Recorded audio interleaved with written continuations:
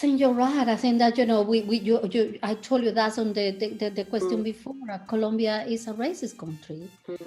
Sometimes they don't even know, but they are, they are. Do you know one thing? I'm going to tell you something personal as well here. When I arrived to France, when I arrived in Paris, and everybody stopped me, always said, ay, eres boliviana, peruana, boliviana, peruana. My first reaction, all those years ago was, I certainly don't look at all, that's indigenous. I don't look Bolivian or Peruvian. How stupid of me, because actually I do.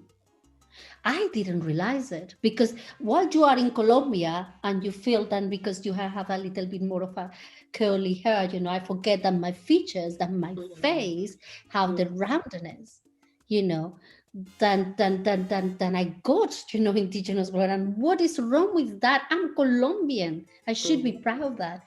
But in Colombia... But you're proud now. Yeah, absolutely, completely. But it's often you have to come out of the country to realize, that that's difference. That's blood that made you special.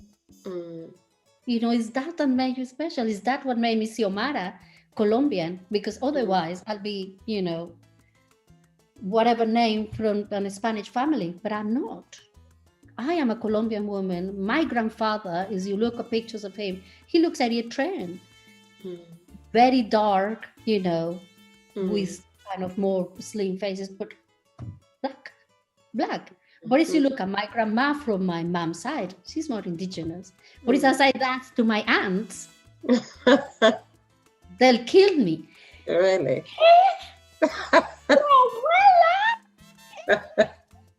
No. So please don't show this to my family. Okay, I see.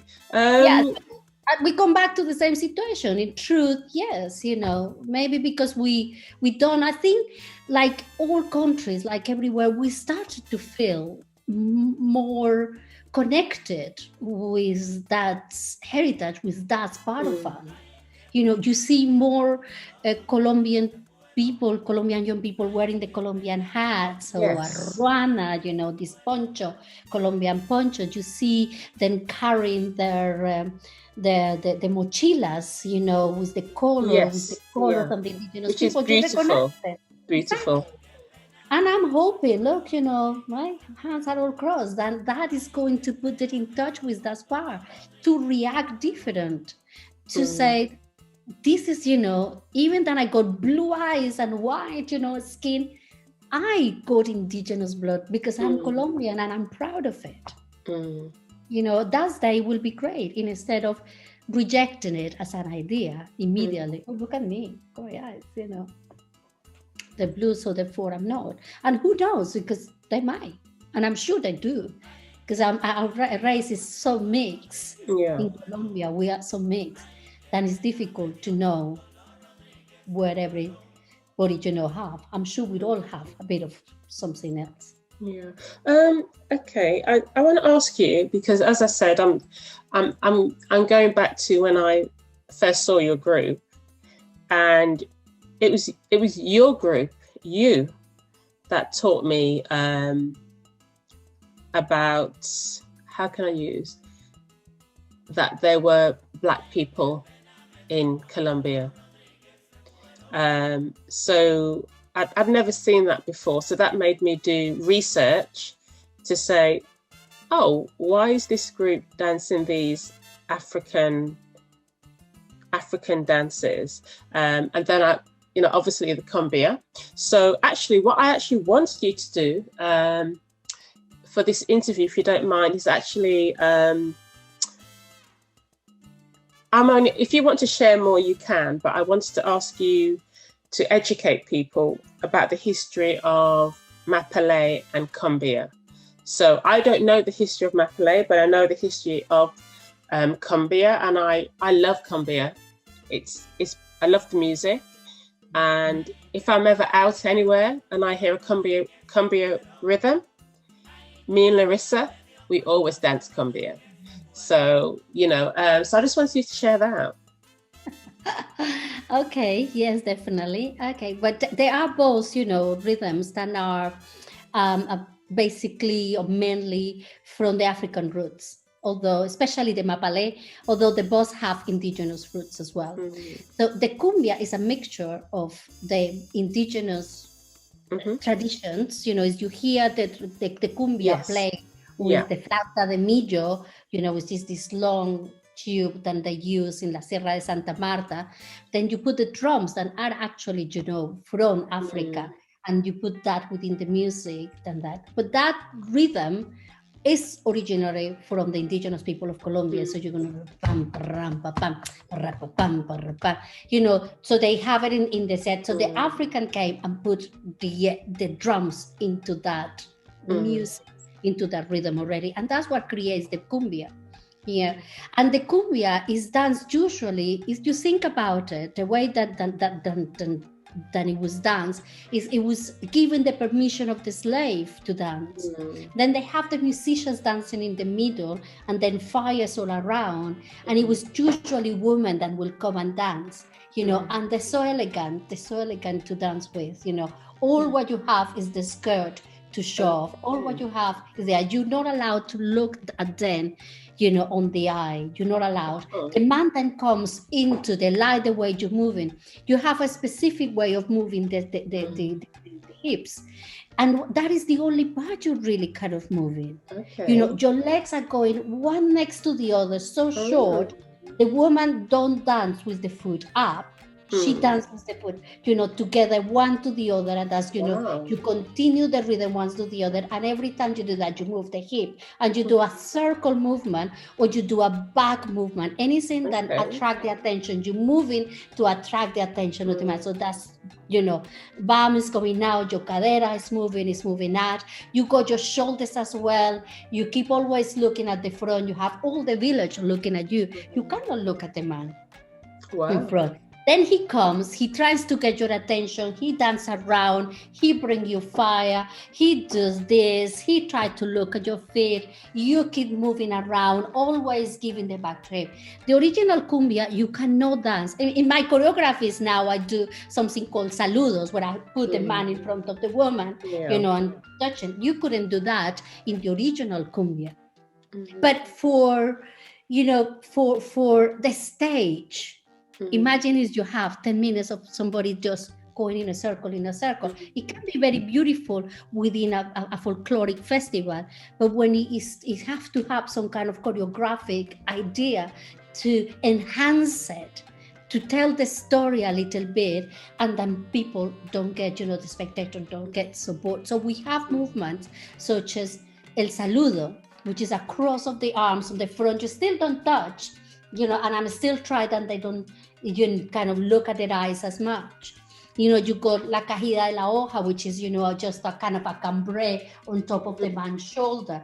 That's something that they can do. The woman just walk around. We do it. We emphasize it maybe by going a bit further back instead of just the head when the man turn around. She never let him go forward, so she can go behind him, going backwards. So we enhance those movements to create it.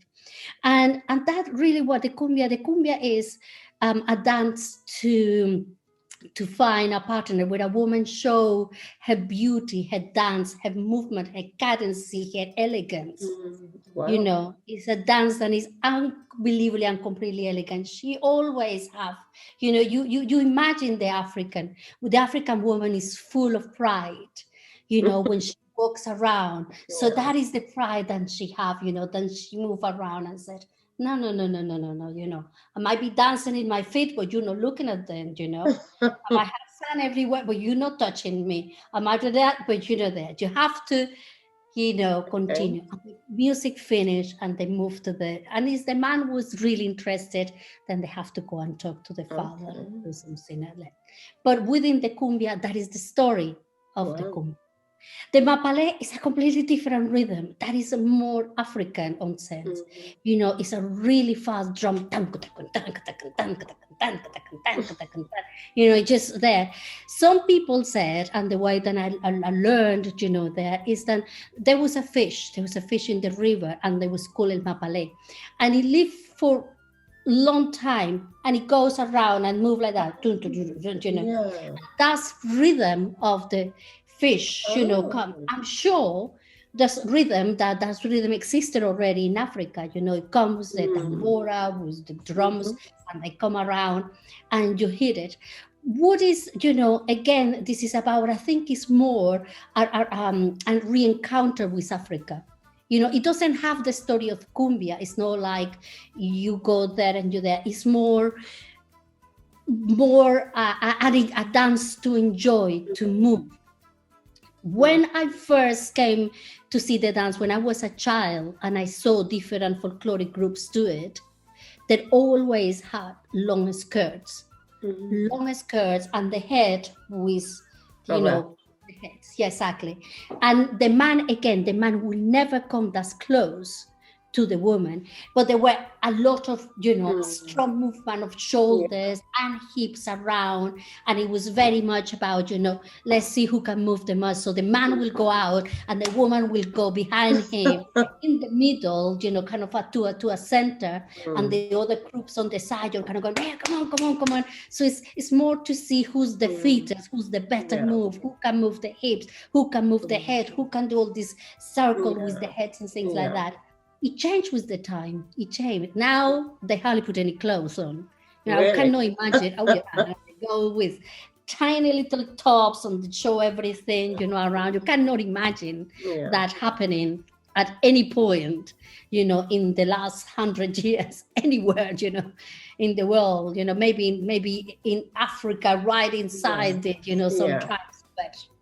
You know, we're talking about South America, you know, actually for the last 600 years. So, excuse me, but that's the modern version. That's the modern version. Again, as cumbia move, I think we have moved towards that, to enhance it, to make it more visible, to allow to allow the spectator to look at the woman's body when she moves the hips, you know, to look at the man's body top, to see how he moved, you know, a little bit easier, the movements of the body, to see the muscles moving, to see the head, you know. So now you have the hair down and the hair moves around, because obviously, you know, you see the hair moves around, looks like a bigger movement, it's the same surface. And you have your head up, you cannot see it, you know, with the hair, it looks better. So I guess for theater, for the scene, you'll have to move it forward. And I am for that. I mean, you can keep any scene always forever, otherwise we will have never moved from caves, for that matter. You know, music would have never evolved. We will be all dancing the same classical music, you know, but because music evolved, dance evolved, folklore evolved, and it changes. And that is the story of Mapale. You know, it's unbelievably strong. It needs to be, you know, it has a lot on the hips, it's a lot on the shoulders, it's a lot on the head. It's a very showing off culture, you know, you really, and you need to be very fit. Okay. And I want to ask you about, how do you pronounce it? Vallenato? Vallenatos. Yeah, because I remember, you know, I was lucky when I was learning salsa 27 years ago that I learned with Latinos. So, and we played many, so they actually, I didn't know it was cumbia until I saw your group doing it, but they were showing me steps that I thought were salsa, which I now know was cumbia. But I remember them talking about vallenato, and they said it was similar. They would always say it was similar to bachata. What's the history of vallenatos as well? Vallenatos are, again, you know, from the Atlantic, the Caribbean part of Colombia. Oh, is it? I didn't know that. Yeah. But it's more from the river part, you know. So it comes from the area where I'm from, El Cesar, Valledupar. They come the name from that town, Vallenato, from El Valle, El Valle Upar. So the Valle is the land, where it is, the flat. And that was called, Upar was the name of a cacique. So that in that region, the music developed, is you like, a bit like the cumbia develops in San Basilio de Palenque, more in El Magdalena, in Bolívar, in the more seaside parts, of the Caribbean part. That's what cumbia developed with the gaita, or with mainly, with the wind instruments. In this part of there, it develops with the accordion. So somebody, instead of doing the music, somebody takes the accordion and said, actually, this music sounds right, and they start to play, and then it develops into that kind of music. Now, the rhythm of the of vallenato is in fourth, like say 1 2 3 4, 1 2 3 4, similar to salsa step. Okay, but the way it's dance is completely different. You cannot do it, and it depends. If you going to Bogota trying to learn vallenato, you will hardly find somebody that can do it properly. You have to go sometimes to Valledupar to do it, to places like Aguachica, where I'm come from, to other Puerto Mosquito, other little villages, Gamarra, that are in the department, and in El Cesar. And that probably, you have a more, or even in the coast as well, the Barranquilleros, they tend to dance a little bit more vallenato, but it's very, very strong in that region of the center of Colombia. And, again, that's something that you dance, it's only because you dance quite close. It's dance much more closer than salsa was. Oh, wow. In my time. So that is something that you really put together, and is the top part of the body that makes the connection. The arms hardly move. Oh, wow. Okay, so you hold in like in a ballroom position, together, and the man starts, moving the chair, and that's how you know what step he's going for. And it's a very good understanding about what it do. There's no spins. There don't spins in vallenato. In the original vallenato, there were no spin. There's no spin. There's a movement you do, either squares, up and down, or full circles, kind of turning in each other. But it's about holding together, and it's about that's when. And again, as the cumbia is danced in that's completely flat, so is the vallenato. So while salsa go backwards and forwards and up and there and side to there and going fast and all those things, vallenato will go as close as you can, and you hardly lifting a little bit the heel. It's beautiful when you see all the people, when I see my father, for example, is absolutely unbelievable. You can feel him leading her across the room, like the dancing in water. It's like going in ice. It's beautifully well, because it's all about that. You keep it really still, and you feel like they're just moving over the floor, hardly moving their feet, but they are. They're moving. It's a beautiful music. It's actually my husband in English, and it's his favorite music as well. Really? Okay. Gorgeous. Okay. Wow. It's a very romantic song as well. Yes, which is what I remember. About love and about. We need more of that. Yes. So I want to talk to you about recognition, and this is something that I'm asking all the teachers, promoters, is from what you're saying, I believe, in my opinion, that you didn't receive enough recognition. It seems to be that maybe if I use the word incorrectly, that you faded away. I know of some people that talk about you fondly, but I don't. I'm trying to put the words together correctly. whenever I hear people talk about the history, most people will talk about Nelson, Elder, Ramiro, and Homero, but not very often your name mentioned.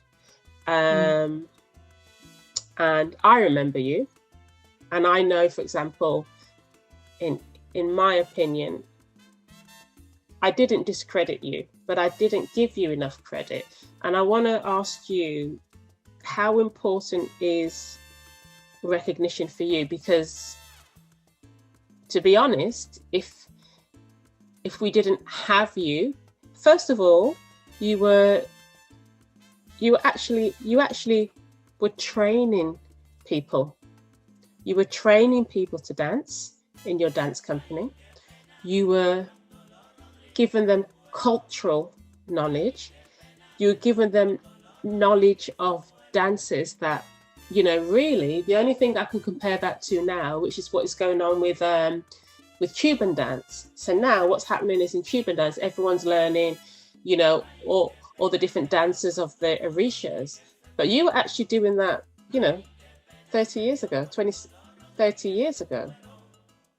So, and we were taking your knowledge and actually realizing how precious it was and is. And I want to ask you, is recognition important for you? Well, if it was, I would have a stay in salsa. I don't think so. I think for me, it was more about, teaching the right way, sharing my culture, and more than the recognition of it. I never, it obviously it's nice when people remember, Xiomara, and Xiomara was a teacher. It does sometimes, sometimes when I hear, including your program, sometimes when I hear others talking and I said, they didn't mention me, I mean, whether it's because I am a woman or because I am not in the scene anymore, I don't know. Maybe they forgot it, I don't know. I haven't been for 20 years in the salsa. You are still part of the history. Yeah, I was there for 11 and more, 14 years. Yeah. And I was there at the beginning of it. I was the basis where the temple was built, so, that is important. But why people don't remember it, I don't know. Maybe I wasn't as good teacher as I think I was. But I think I was. I had, I think if anything, that I passed, or the little thing that I passed was my passion and my love for the music, which obviously I did, because a lot of my students are teachers. Yeah. So, so they must have heard me going around every day. I start my class saying, listen to your heart, listen to this music and listen it to your heart. Don't listen it. Don't try to find the rhythm of it. You find that beat here in your heart. You find it there. You can ask how many people I said that. Every single class of mine was always telling that to my beginners. You don't listen to the rhythms, you don't dance in the rhythm, you can do that. Listen to it. And this is the only way to find it. Don't try. It's too many sounds in salsa. What do you listen to? La clave? You listen to the drum, you listen to the, it's a lot. For a beginner, it's so difficult. It's a lot. It's very complex. To all of that. And you said, listen to the beat. What beat? That's what I remember. So for me, it was very important. And if that's the only thing, then it passed through, I'm fine. To see people that were my students doing well, and living out of salsa, that's my recognition. That's my recognition. I'm happy with that. I'm happy with that. I'm happy that you spend so many time, looking for me. I'm not in the scene anymore,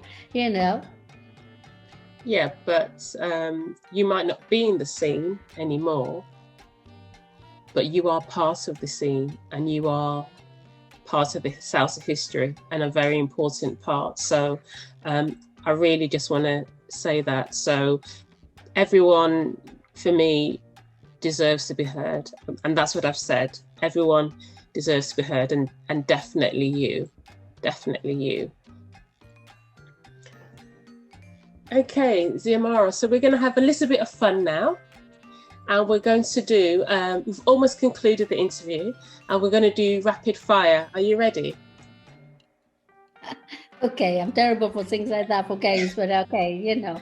So tell me it's going to be one or the other. You've just got to answer as quick as you can. Okay, so are you ready? Okay. Okay, Trump or Biden? Biden. Okay, sancocho or empanadas? Oh, empanadas. I cannot say no to empanadas, sorry. So, to dance salsa or to dance cumbia? That's cumbia. Okay, a night in or a night at a salsa club? Oh, a night in. Dancing in 1990s or towards the end of 2000? 1990. Like or respected? Respected. Thank you very much. Thank you so much. I just want to say, I did say this to you earlier, but I found your interview quite emotional, I've got to be honest, from parts that I didn't expect. An amazing story, and I've got to thank you, for me personally, for your, without you even knowing me, for your education to me. And I've got to say that I'm disappointed. What I'm learning now is so many people that I haven't supported, and especially females. And I don't know why, and I should have. And I want to make amends now to say that I should have actually went up to you and spoke to you to thank you for educating me. Even though I never took your class, I wasn't in London, but when I came to London, I did actually see you in La Finca, and I never said anything. And I want to share that, because what I've learned as a teacher myself and a performer is that more than anything, I needed the support of females. And I think this is an integral part of our success, is men get the support of women and we don't. And I just want to say that you are an amazing individual. What you did on your own as a female, and especially back then, and as I said, I will say it again, you are a cultural ambassador. And I just want to thank you so much. Oh, thank you. You see, that made me feel amazing, you know, so good that something had passed through. And honestly, I had an amazing time in salsa. I had a lovely time in salsa. And every time I think, you know, that it was my work and my love for my own culture and music that put salsa where it is today, even if I don't like everything about it, you know, I'm very proud and unbelievably proud. And I thank you again, you know, for trying so hard to find me, to talk to me, to let me hear my voice, because I don't think nobody bother, you know. When I was out, it was just one player less. It was better in a way. So I have no phone calls from anybody saying why. Mainly my students were very sad when I said and I was leaving. And it was very difficult actually to be without my students. I'm sure. You know, I found it very difficult. I had a really amazing crowd of people, including, you know, John Madison and Carol Silvera and Patricia and you know, even Jasmine that was there. You know, it was so many people that were around me, and I can't name at this moment. You know, it doesn't come to my mind. But it was a beautiful time, and I thank salsa, and I thank my culture, and I thank all my students for being with me all those years that I was there. Thank you so much. Thank you. Hello and welcome to Andrea's Dance World and her true stories. So this true story is actually about when I joined a dance company. This was the first dance company, second actually, but the first group I was only in for a few weeks. As that's another story. There's a lot of communication problems in that group. But this was the second dance company that I joined. And I was training to learn to dance on two Eddie Torres style. And I do actually credit that group for actually giving me the base of learning on two shines, which I still use to this day. And this story is actually about me learning to communicate better. So I'll tell the story anyway. So I was in this dance company and we had rehearsals, and the two head of the groups were always arguing during rehearsals, always arguing about what the next dance move should be or what the choreo was. And I just felt that a lot of the rehearsals were spent with us standing by the side, watching and listening to them arguing. I remember at the time I got really frustrated by this, as everyone's got different characters, and this is what I realise now. But I used to think it was very uncomfortable and very unprofessional for them to actually be arguing like this in front of us. And I believe that they should take this to one side after rehearsal in their own private time. And I remember on one occasion, I just got so frustrated. I just left. I just said to them, I've had enough of you guys arguing. Anyway, so again, the very next rehearsal, this happened again. And I left again. And you know what? They actually sent me a message saying that they cannot tolerate someone who just storms off and leaves their rehearsal. And I think it's quite interesting because I thought it was okay for me just to leave. I did. I thought it's okay for me just to leave. I must admit, I was quite surprised that I never expected them to tell me not to come back. And you know what? I did actually turn around to them, and I'm sure I remember asking them to come back, and they actually told me that no, they didn't want me back. And if truth be told, I was quite upset. But you know what? This true story really, how can I say? It's actually about me learning. I definitely had a problem, and I'm a lot better now due to my own upbringing of actually having a voice. I was and still can be very insular, so I'd much rather keep something to me. And sometimes it would lead to me preferring to walk away than having the guts, I would use that word, the guts, to actually say that this behavior isn't appropriate and I don't enjoy that you're actually arguing during rehearsals. So to be honest, this was a really good lesson for me to learn that I can't just walk off, storm off when I want, regardless if the behavior that I am seeing is right or wrong.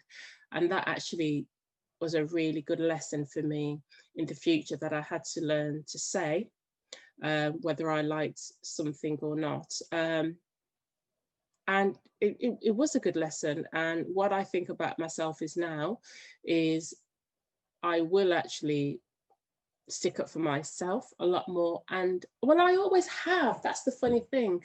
I have always stuck up for people, but I just think I've just learned that this behavior of an adult is not good enough, and they put me in my place. And by them saying that I couldn't come back, they actually realized that if I actually could just storm off whenever I wanted to, I was actually calling the shots and not them. And this was actually about the balance of power. And that's what I actually realized is I didn't want to be the boss. I definitely didn't want to be the boss. But I should have handled it in a better way myself. And I think by them doing that, they had to do that. And I think that's what I realized, some months later, was they had to do it just to show the balance of power, regardless of their behavior. Anyway, that's just a simple, true story of something that has actually taught me a lot. And also years later, when I was dealing with my own dance company with certain issues, I had to actually realize me and some people I had to say goodbye to because of their behavior. And I realized that I only could give them certain chances, but then it was time for them to go and actually learn not to feel bad about it. Anyway, guys, a true story, a simple one, but take care and hope to see you soon. Bye.